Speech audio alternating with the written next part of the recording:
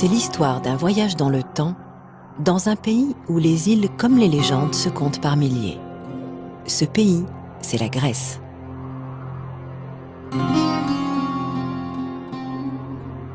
Les 16 000 kilomètres de ce littoral sont parmi les plus morcelés d'Europe du Sud.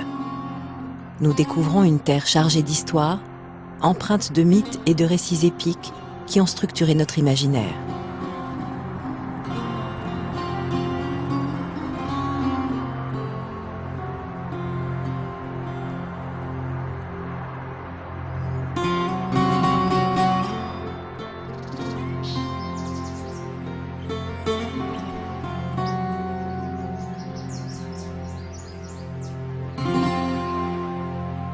Notre voyage commence tout au nord du pays, au carrefour de l'Orient et de l'Occident.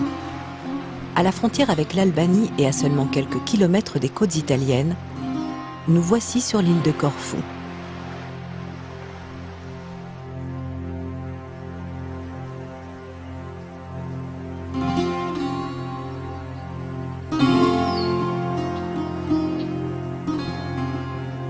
Corfou est la plus septentrionale des îles de l'archipel ionien.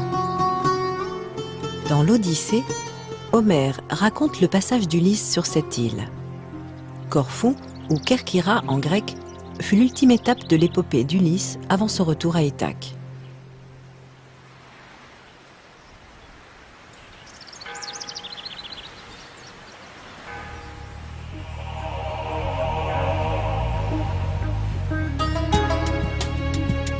Ainsi, dès les premières bordées, notre voyage est marqué du sceau des divinités. Un voyage qui va nous faire explorer la côte est du Péloponnèse, puis la Crète et les Cyclades.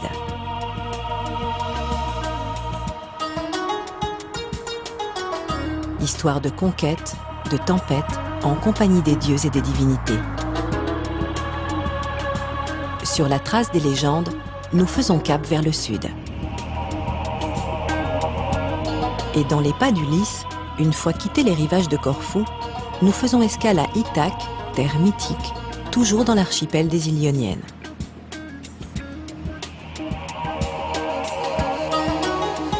Après 20 ans d'absence, de périls et d'errance en mer Méditerranée, Ulysse retrouve enfin cette île dont il est le roi et sa femme Pénélope.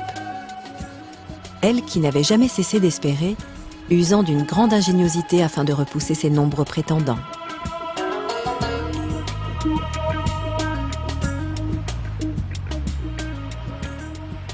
Mais laissons le héros de l'Odyssée à ses retrouvailles. Une petite embardée de quelques kilomètres vers l'ouest, et voici les rivages de l'île de Céphalonie. Une terre de solitude et de recueillement, en accord parfait avec cet incroyable monastère perché au-dessus de la mer. Ceux qui désirent une vie monastique viennent chercher réponse dans ces lieux mystiques. Comme si ici, à Céphalonie, le choc entre roc blanc et bleu profond du ciel et de l'eau poussait à la méditation. Pourtant, pas si loin, la civilisation est bien présente. Poussés par des vents pouvant dépasser les 100 km/h, nous prenons la direction de l'Est pour nous glisser entre la Grèce continentale et le Péloponnèse. Malgré des fonds marins friables et une profondeur de 65 mètres, nous tombons nez à nez avec un colosse aux pieds solidement ancrés dans le sol. Construit dans la région la plus sismique de Grèce, voici le pont d'Antyrion. Le cahier des charges et les chiffres liés à la construction de ce pont à hauban monumental sont impressionnants. 6 ans de travaux, une résistance à des secousses de plus de 7 sur l'échelle de Richter et 750 millions d'euros de budget. Résultat, une traversée du golfe de Corinthe en 5 minutes et par tous les temps, contre 45 minutes par le bac, il y a peu encore.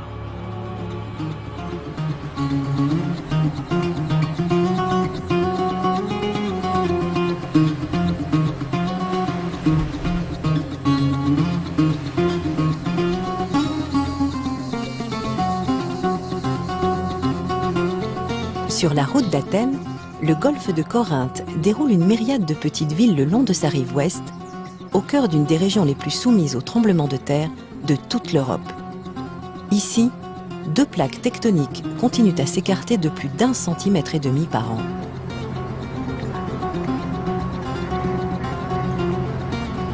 Et comme un défi de plus à ces soubresauts de la Terre, quelques dizaines de kilomètres avant Athènes, voici le canal de Corinthe.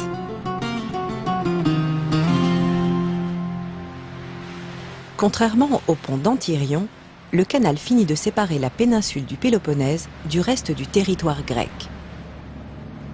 Reliant la mer Ionienne à la mer Égée, il permet aux navires d'éviter un long détour de 400 km autour de la péninsule. Mais il exige des capitaines des plus grands bateaux, habileté et précaution.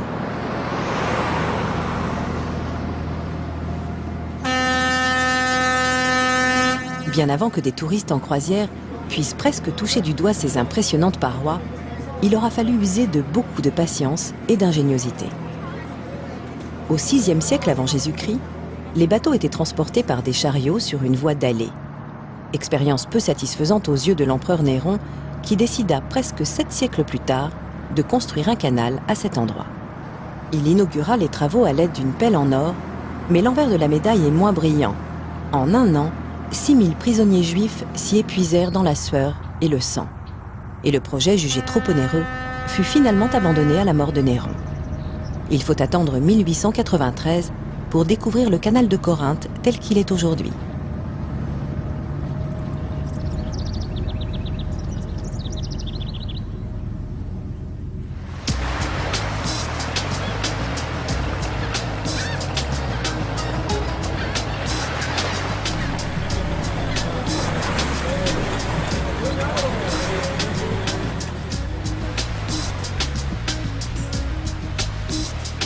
Nous quittons le continent, direction sud-est, pour regagner la Crète par la mer. En cours de route, petit détour par une île, véritable perle du golfe Saronique. Voici Poros, petite île vallonnée en forme d'olive, plantée de vignes et de jasmin. Un coin de paradis où la douceur de vivre est bien plus qu'une légende. Pétrie de lumière, de sel et d'eau turquoise, cette île enivre et pousse à une certaine béatitude tout estivale. Nous quittons Poros pour découvrir une côte sauvage et poursuivre notre remontée dans le temps.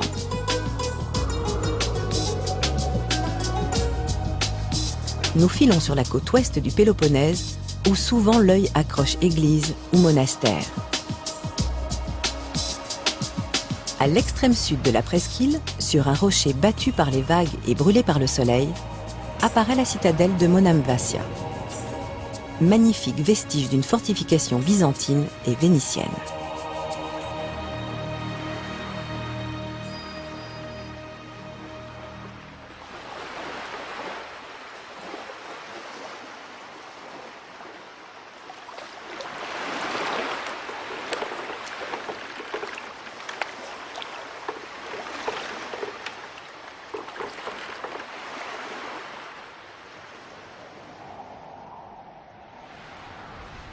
Un saut de puce sur l'île de Kythéria, où naquit la déesse de l'amour Aphrodite, juste avant le grand bleu de la mer Égée, et une autre île, la plus grande de toutes, la Crète.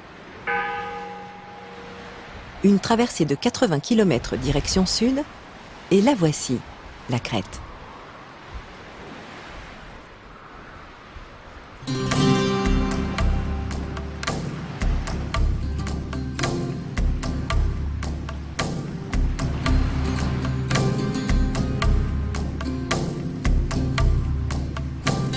Un incroyable décor lunaire et arasé, peint d'ocre, de vert et de bleu. Un endroit unique, préservé, intact. Voici la plage de Balos, à l'extrême nord-ouest de l'île. Aux confins de l'Europe, dernière frontière rocailleuse avant l'Afrique, la Crète a toujours été un objet de convoitise. Étape incontournable vers le Proche-Orient, l'île fut ainsi occupée par les Vénitiens, les Turcs, et même les Allemands. Elle tombe dans le giron grec seulement en 1913. Mais la Crète reste un monde à part, depuis toujours farouchement défendue par son peuple. Et le relief de l'île est un atout, une arme supplémentaire.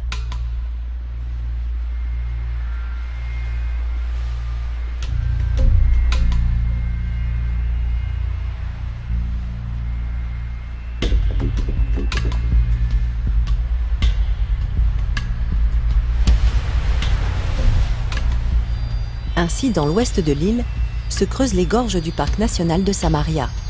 Au cœur de la roche érodée, un sentier serpente sur une vingtaine de kilomètres, depuis les plateaux du centre jusqu'à la mer.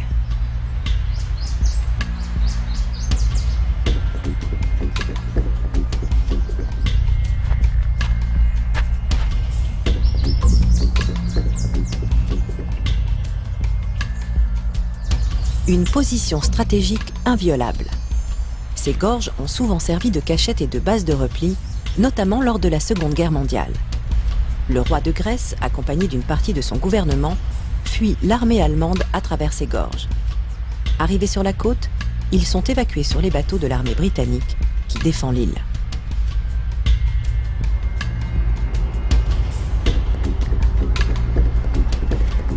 Plus à l'est, sur la côte nord de l'île, voici la ville de Réthymnon, construite autour de la forteresse. Une crête douce et empreinte de tradition.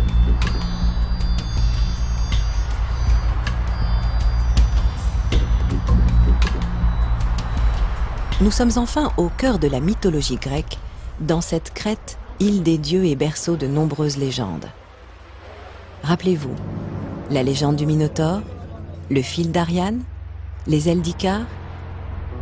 Et puis nous sommes sur les terres de Zeus, dieu suprême des Grecs et des Latins, né ici, au cœur de l'île, sur les pentes du mont Ida. Exceptionnellement dégagé ce matin-là, le voici le sommet, culminant à près de 2500 mètres. Mais les divinités semblent un peu avoir abandonné cette montagne pelée et aride. Le mont Ida n'est plus fréquenté que par quelques randonneurs qui se protègent du vent dans ces cabanes de bergers.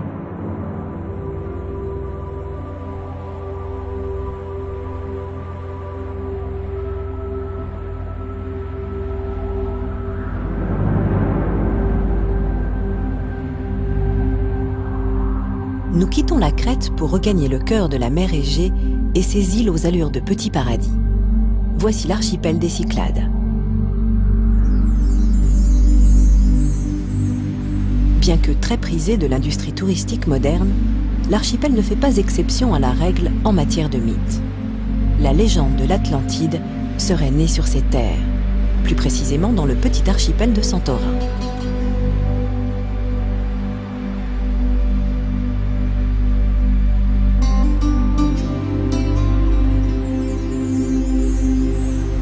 Au centre de Santorin se dresse un volcan, dont la caldeira est bordée de ces magnifiques petits villages blancs qui ont fait la renommée de l'île.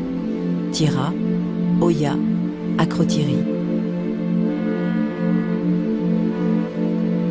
Akrotiri était l'un des ports majeurs de la mer Égée à l'âge du bronze.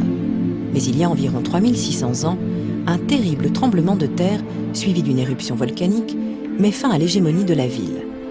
Tel Pompéi, Akrotiri est enfoui sous les cendres. La secousse est telle que Santorin semble se disloquer et une grande partie de l'île disparaît sous les flots d'un raz-de-marée qui dévaste même la côte nord de la Crète. De nombreux savants voient dans ce cataclysme l'événement ayant inspiré Platon pour sa parabole sur la disparition de l'Atlantide.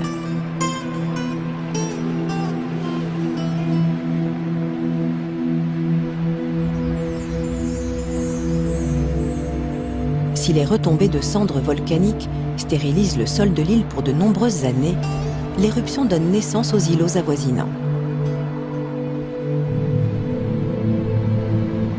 Bien qu'on ne redoute plus aujourd'hui une telle catastrophe, les habitants gardent un œil sur leur volcan, qui lâche parfois quelques fumerolles.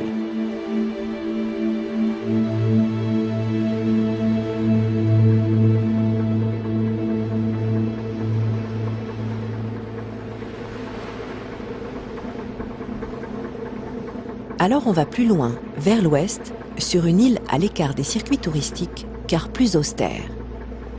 À mi-chemin entre Athènes et la Crète, voici Milo. Île d'Aphrodite, la déesse de l'amour, île des couleurs, île volcanique et minérale aussi.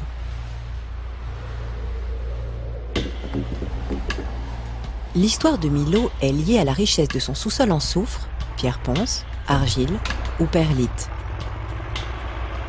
L'île vit encore de ses ressources minières, Et les carrières grignotent Milo un peu plus chaque jour, laissant parfois des trous béants dans le paysage. Sur la côte sud, plus préservée, il y a ces calanques de marbre battus par les vents. C'est dans ce marbre que fut certainement sculptée la plus célèbre personnalité de l'île, Vénus, la célèbre Vénus de Milo. Cette statue d'Aphrodite, chef-d'œuvre de l'art hellénistique, fut découverte au XIXe siècle par un paysan qui labourait son champ. Elle est aujourd'hui exposée au Louvre.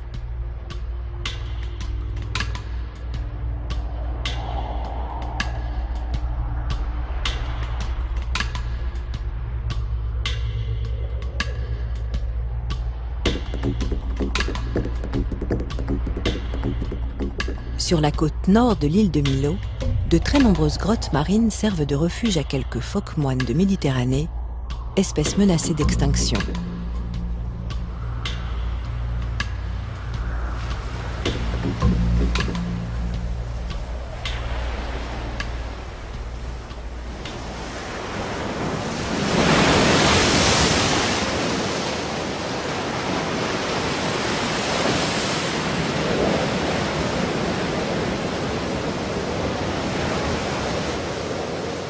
Une côte sauvage et rude, usée par les tempêtes.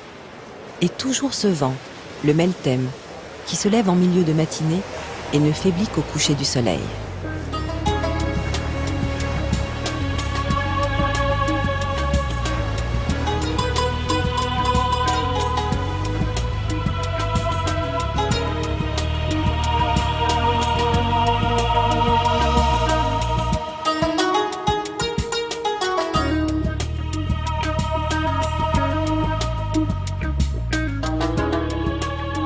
En route vers d'autres terres méconnues. Dans la calanque de Poliégos, des eaux couleur de pierres précieuses, où les poissons prennent des reflets d'émeraude et de saphir. On comprend que les dieux aient élu domicile dans ces régions.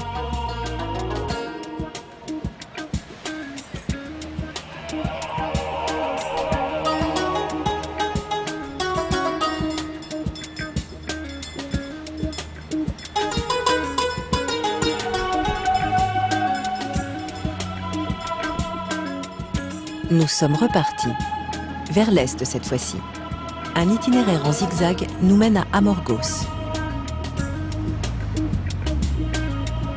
Elle est bien connue cette île, toute en pics rocheuses et en golfe. Amorgos, c'est l'île du film Le Grand Bleu.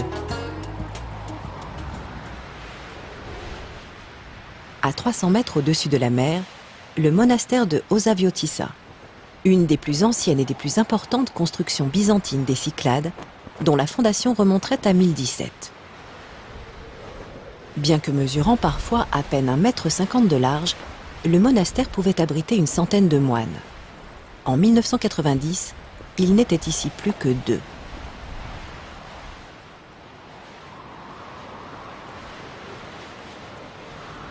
À portée de ferry, au nord d'Amorgos, se dresse la plus grande île des Cyclades, Naxos.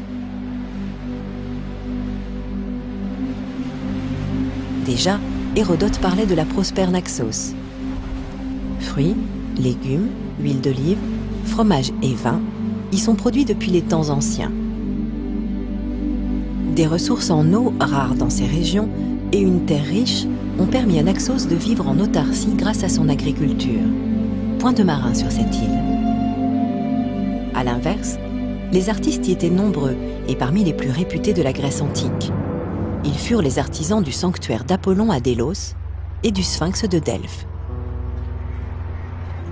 Et cette réussite, ils la doivent sûrement à une autre grande richesse renfermée dans le sous-sol de Naxos, du marbre et de l'émerie, le premier servant à sculpter et le second à polir les œuvres. La mythologie est partout présente dans l'île, jusque sur l'îlot de Palatia, où subsiste aujourd'hui un célèbre portique, le portail du temple d'Apollon, datant du VIe siècle avant Jésus-Christ, entrée monumentale d'un temple qui resta inachevé.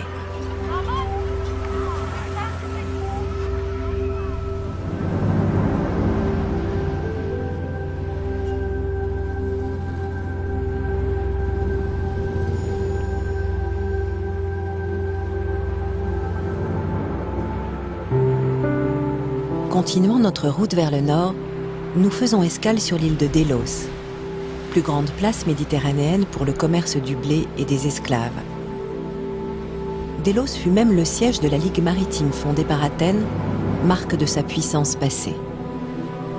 Île cosmopolite par excellence, on y construisit plus de sanctuaires égyptiens que partout ailleurs en Grèce, et même la première synagogue. Aujourd'hui, seuls les archéologues peuvent séjourner sur l'île. Alors pour surprendre ces lieux dans une relative accalmie, il faut attendre la tombée du jour et se laisser bercer par l'histoire des pierres du sanctuaire d'Apollon ou de l'allée des 9 lions en marbre de Naxos.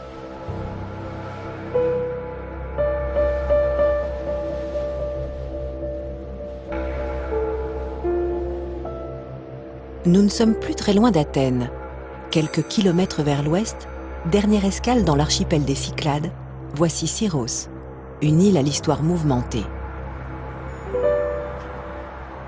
Au 5e siècle, les Phéniciens s'installent sur Syros. Mais contrairement aux Grecs qui cherchaient des terres à cultiver, les Phéniciens transforment l'île en une force commerciale en y implantant de nombreux ports. Les invasions successives ont modelé cette île.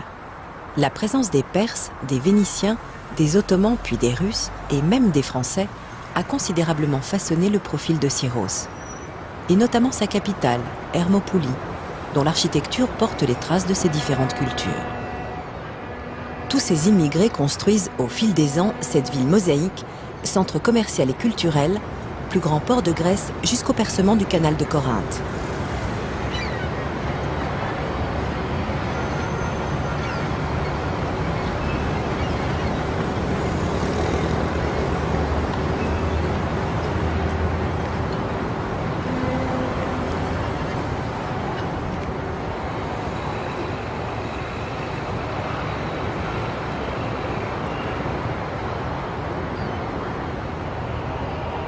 Nous quittons les Cyclades. Il y aurait tant d'autres îles à explorer. Pour revenir sur le continent.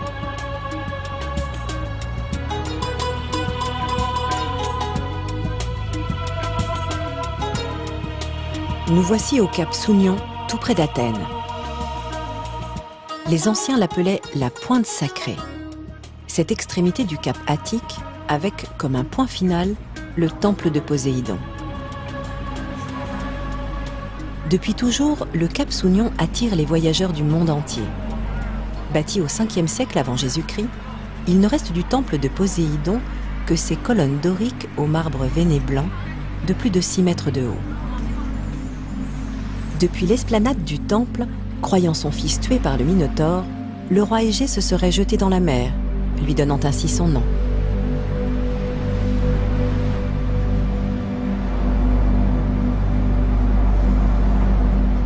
Nous touchons la fin du voyage. À seulement 50 km du cap, s'étend l'impressionnante ville d'Athènes.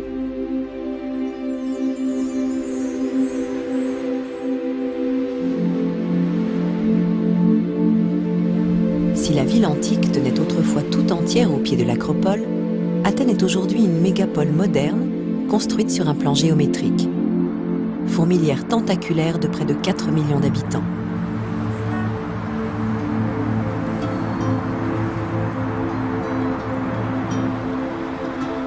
Mais un coup d'œil dans le rétroviseur nous rappelle qu'Athènes est surtout le centre culturel de la Grèce classique. Sa conception du beau et du bon a influencé durablement le reste du monde grec, puis romain et enfin l'Occident. C'est également à Athènes que sont nées la démocratie et la philosophie.